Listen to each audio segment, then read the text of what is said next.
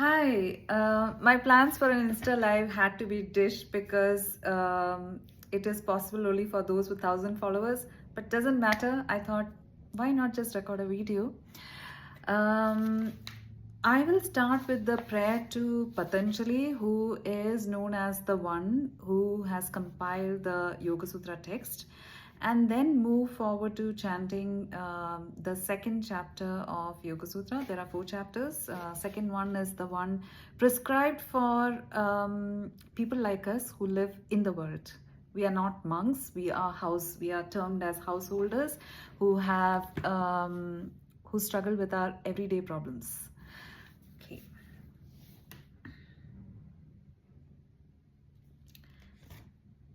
योगेन चित्तस्य पदेन वाचां मलं शरीरस्य च वैद्यकेन योपाकरोतं प्रवरं मुनीनां पतञ्जलिं प्राञ्जलिराणतोऽस्मि आबाहुपुरुषाकारं शङ्खचक्रासिधारिणं सहस्रशिरसं श्वेतं प्रणमामि पतञ्जलिम् श्रीमते अनन्ताय नागराजाय नमो नमः.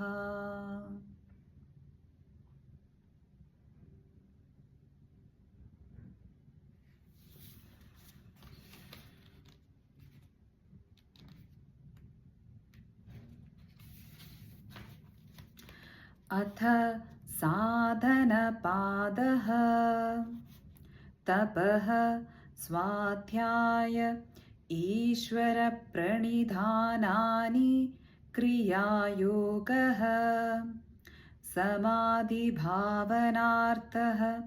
क्लेशतनुकरुणार्थश्च अविद्या अस्मिता राग द्वेष अभिनिवेशाः क्लेशाः अविद्याक्षेत्रम् उत्तरेषां प्रसुप्ततनु विच्छिन्न उदाराणाम् अनित्य अशुचि दुःख अनात्मसु नित्य शुचि सुख आत्मख्यातिः अविद्या दृग्दर्शनशक्त्यो एकात्मता इव अस्मिता सुखानुशयी रागः दुःखानुशयी द्वेषः